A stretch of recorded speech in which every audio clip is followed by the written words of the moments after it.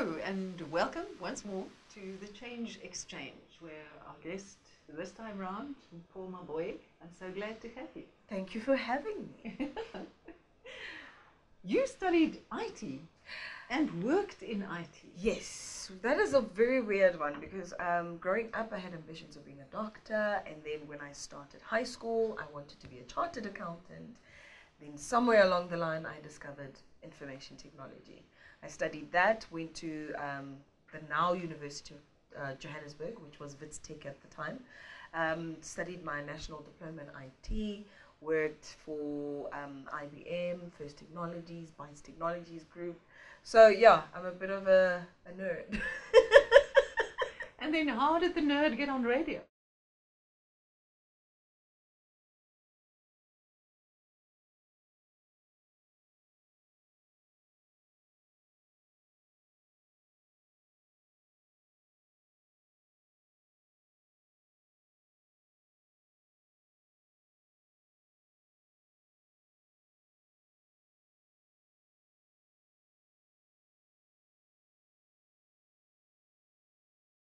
I did an ad for Choice Condoms, and the male partner happened to be DJ Fresh.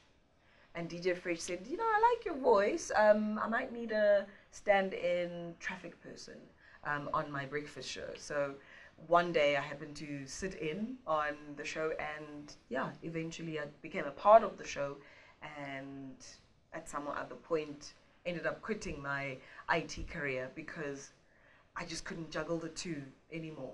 And yeah, that's literally how I got into radio. And did radio feel natural? Did you feel... It was like I took to it like a duck to water.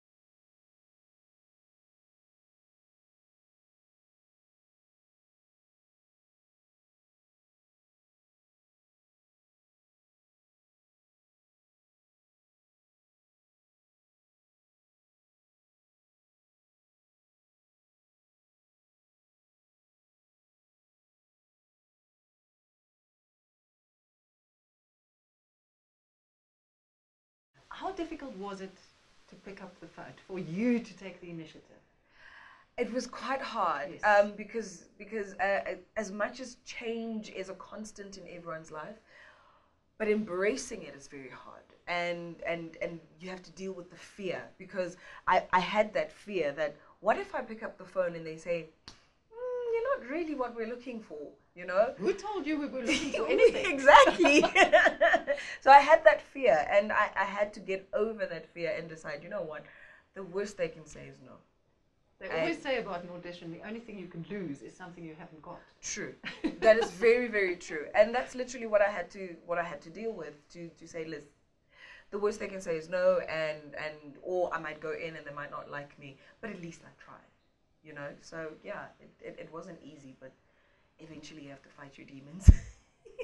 And sitting down in front of the camera, what was that like? That was not very easy. I thought it would be easy, but I think from a radio background, you sort of have to condition yourself to say, okay, I can't now be fidgeting, for instance, while talking, because now people are watching me. You're conscious of, as you can see, I talk with my hands a lot. So you're conscious of little quirks that you have, and it's a mental thing. But eventually you get into it and you sort of understand that, okay, now we're dealing with people who can see us. It's not just about the voice. It's also about the people who can see you. But also now you have to deal with, you know, your knowledge of the sport. You know, it's always easy when you're just talking from a passion point of view. But when you're talking from an expert point of view. Yeah, you're supposed to know. You're supposed to know. You can't just say, I think it happened. You have to know it happened then, and that this is how it happened. So that was a mental adjustment as well.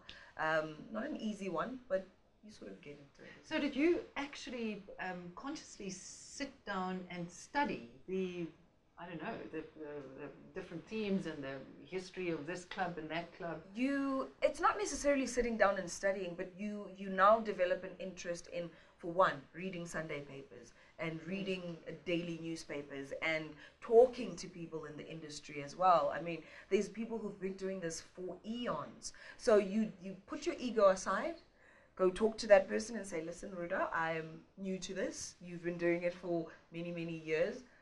What are some of the tricks of the trade? What do I need to be conscious of doing? What do I need to avoid doing? But obviously we all have our own crutches, but it's literally, like I say, putting your ego aside and wanting to do better at every stage. How did the audience respond to a woman commentating on the beautiful game? Fortunately, we've had women in the game. We've had the likes of your Cynthia Chaka, the likes of Carol Manana, who is huge, especially in football. I mean, she's well known even internationally, having worked so closely with FIFA. But you still had a lot of men. I mean, at the end of the day, you can't avoid the fact that we are such a patriarchal society. So you do still have those men who think, what are you doing there? What do you know? You're just a girl. You know, you can't tell me you know more about my team than I do. So at the end of the day, you sort of sit back and say, you know, this is what I want to do. If you like me, great. If you don't like me, that's fine. I'm not really here to try and change your opinion of me. I'm here to do my job. And if you like it, you like it. If you don't like it, that's okay. Yeah. At the end of the day, I'm not money. Not everyone will like you.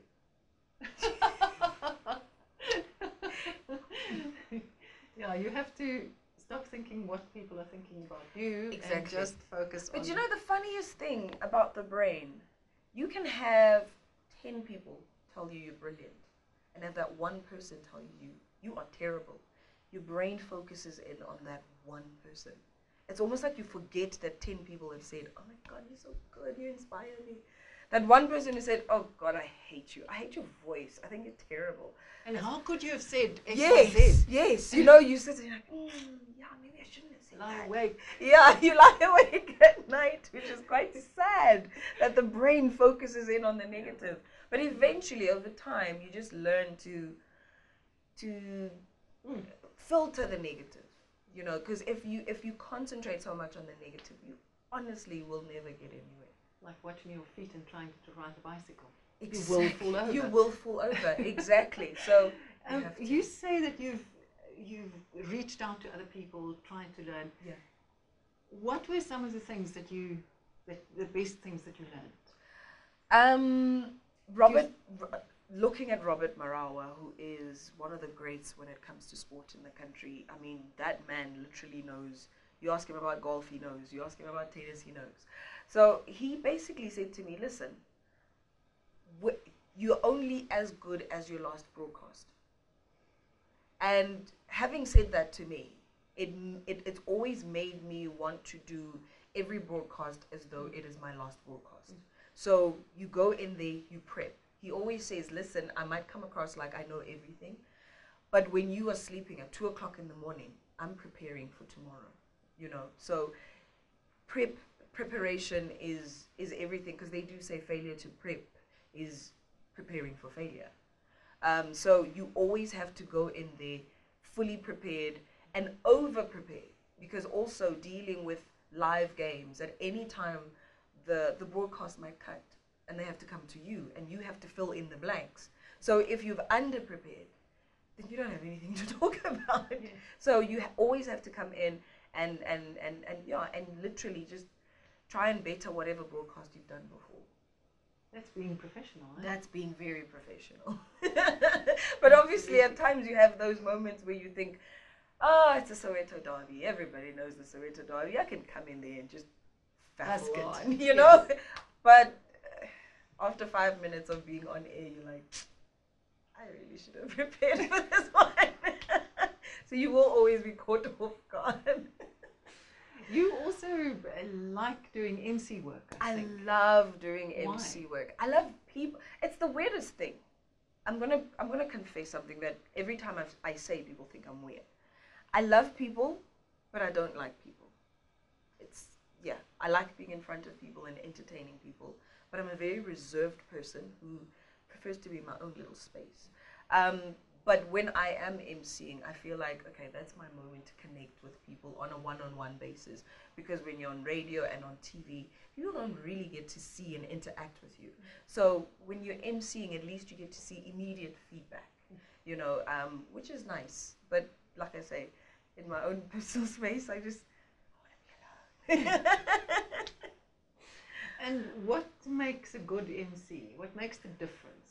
I think a good MC is someone who is in tune with the audience, but also you need to be aware of your audience. You know, it's not every environment where you can go in and scream and jump and shout. You know, there's certain audiences where you have to be, and there's a lady, you know, and then there are those moments where you can be a rascal and run around on stage, and so you have to know who your audience is.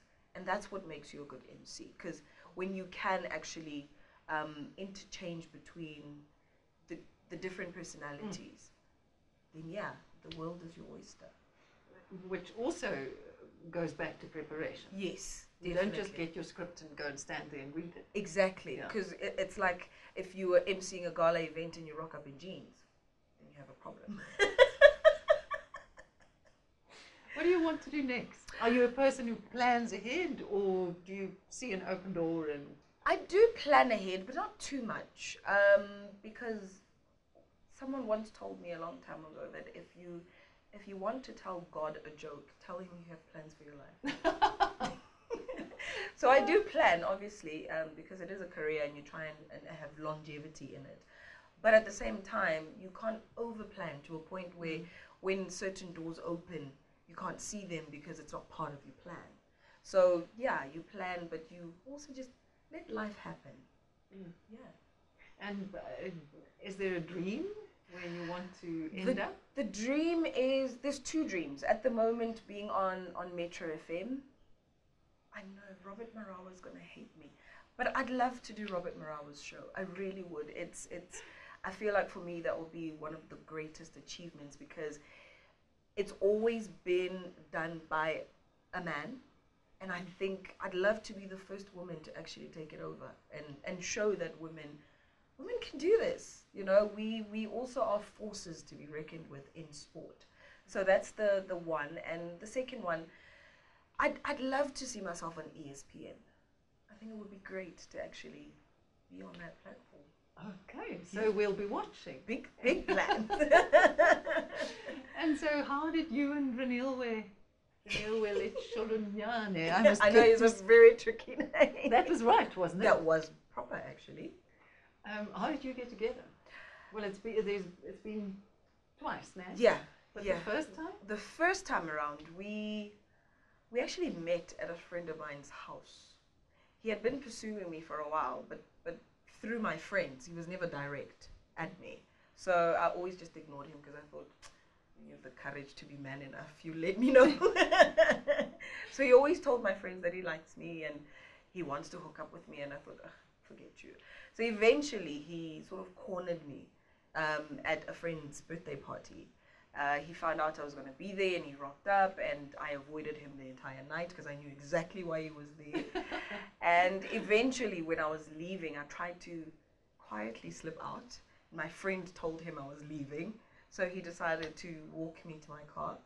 And it was quite a distance away, because, you know, being a party, obviously there's lots of cars, so you end up parking far away. So he walked me to the car, and I got to chat to him, and I got to see a different side to what I thought he was. And I kind of liked that. We exchanged numbers and we got talking, yeah. What did you think of soccer players as such?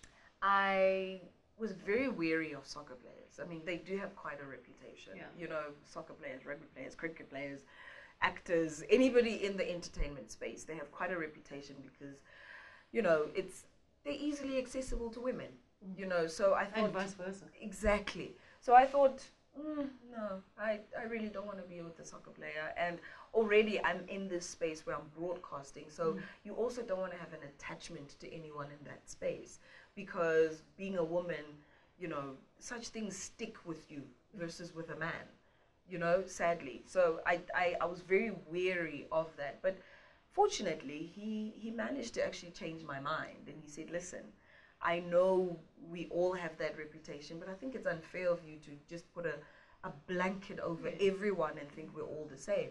Give me a chance and we see what happens. So yeah, he sort of, he changed my mind actually. Yeah. And how did you deal with having to host a program and he was playing? I've always avoided doing games that he was part of, which worked perfectly for me. So I've been fortunate enough to do very few games where Kaizer Chiefs was playing. And I think that was also the universe listening to me and saying, please don't put me in this awkward situation. So fortunately, I haven't had too many spaces or opportunities of working in the same space as him. But when we have worked together, we're very professional. You know, when he's got his team colors on, he's a player. When I've got my suit on and I'm mic'd up, I'm a presenter. At that time, you are not even Reneilwe Letsholonyane. You are Yeye, which is his football name. So when I mentally, I've always known how to separate the two. And fortunately with him as well, he separates the two. So if I ever have to interview him, he's not talking to the woman in his life. He's talking to a broadcaster. And it works. It works. I suppose that's the only way. It is the only way. You broke up and then you got back together again, and I've read an interview with you where you say you now know what it takes. Yes. It's, I must say, the breakup was a bit hard because we broke up while I was pregnant with our son at the time. But it had to happen. I think we had gotten to a point where we were toxic to each other, you know, where you are both unhappy, but you're trying to make things work because there is a child who's about to come into the world. But eventually I had to make that decision that, listen, this is just not working. I think we will make better parents for this person if we are apart. So we separated, but even though it was never really a breakup in terms of I no longer love you and I don't want to be with you anymore, it was just let's separate for the betterment of this human being who we've decided to bring into this world. But the second time around, it was, everything was conscious. You know, you sit down and you say, okay, fine, before we can even decide that we want to get back together, let's first sit down and talk about our issues that we had, the elephant in the room, so to speak. We have to deal with that elephant, because otherwise, if we're not dealing with the elephant in the room and we decide to continue with this, we're going to have the same problems. We're going to deal with the same issues. So let's deal with everything first and see if this is worth giving it a second try. If we can't deal with those issues, then at least we know that, you know, this is just not meant to be. So fortunately, we managed to deal with everything. And I must say, our relationship has actually been better second time around, because I think also with him, he had his own demons to deal with, and eventually he decided to give his life to God and become a different person. And he's become a lot calmer as well. So it's a lot easier to deal with him now. And I think also being a mother, being a parent sort of calms you down and it grounds you. So I also had a change in personality and a sense of maturity. So now we came together from a mature perspective as well. And we also learned to put our egos aside, because I think also the first time around our egos played a role. Two big stars. Too big, you know what I mean? So we've learned that, listen, this is not about who you are out there. When whoever you are out there is a non-issue here.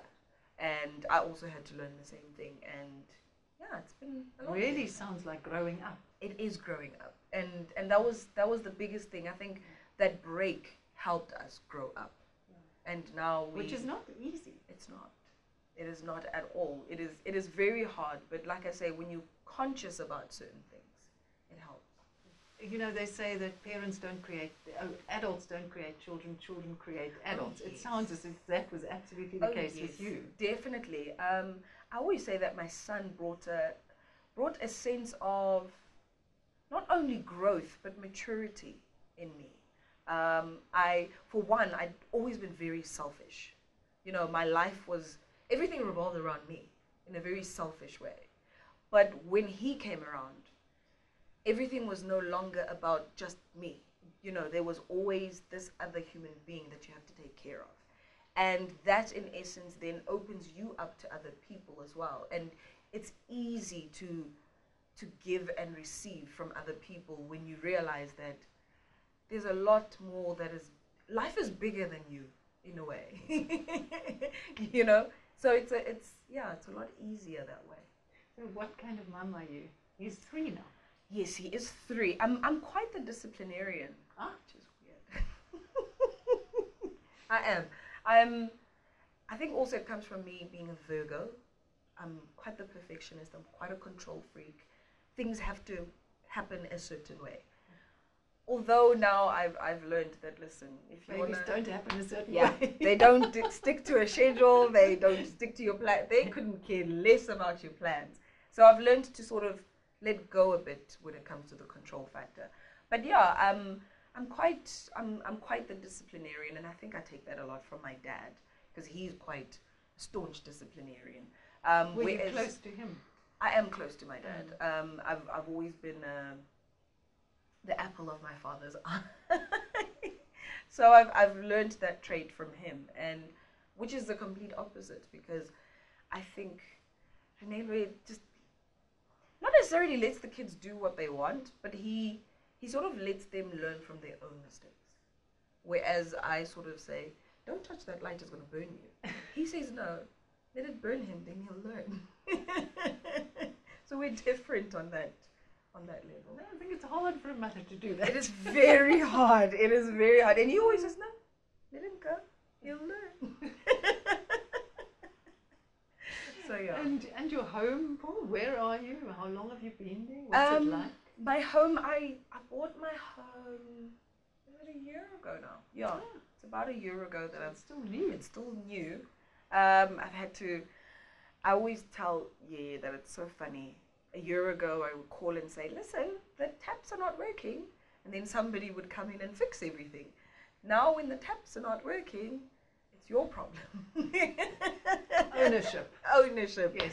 And yeah, like for one now, I'm dealing with my garden. I mean, it's summer. I'm trying to get my grass to be green, and I'm struggling.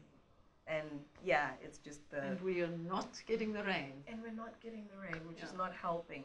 Yeah. So my yeah, mother once said to me, you make dry, you farm, I only know the Afrikaans word, droë land boerdery. You wait for the rain. Yes, you have to do wait anything about it.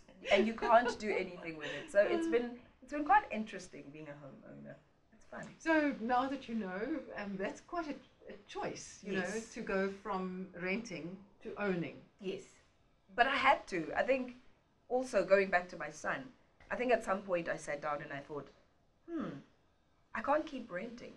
Eventually, when I die, this person has to have a home. You know what I mean? So I thought, okay, let me buy a house, and then eventually once I've paid it off, I'll put it in his name. And that was the biggest motivator for it, because there's no parent who wants their kid to struggle. So I thought, if there's one gift I'd want to give him, it would be a home. What he does with it when I'm gone, well, that's a whole other story. And how did you choose it? What swayed you? I just loved the complex that my home is in. There's only 40 units in the complex. It's got a playground within the complex. And everyone is there's a sense of neighborliness. Community. And that's what I loved about it. So when he says, Mommy, I'm going out to play with the other kids, I don't panic. Oh, fantastic. And that's what I love about it. Because now he's at that independent stage where he wants to go play with his friends. And I just wanted that for him. What do you dream for him? That's a tough one. I because I try so hard not to really Yeah. plan his life or have Try and shape it, aspirations, yeah. yes, or try and shape it, because I always think, you know what, he will be what he wants to be, and my only role in his life is to assist in whichever direction he wants to go. So for now, I just want him to be happy in whatever he chooses. If one day he wants to be an actor, great. The one thing I've always said that I wouldn't want him to be is a football player. But the saddest thing is that he obsesses with football. Well, he lives in a football house. I know! And it breaks my heart, but I've got no option. If he ends up being a footballer, then I'll have to support that dream. But yeah, it'll break my heart, but if that's what he does, then that's what he does. Good luck, and I hope we see you on ESPN soon. Oh, definitely. Oh, definitely. Oh, that's one dream I cannot wait for. Thank you so much for the visit. Thank you so much for having me. This was fun. It was. Until next time. Bye-bye.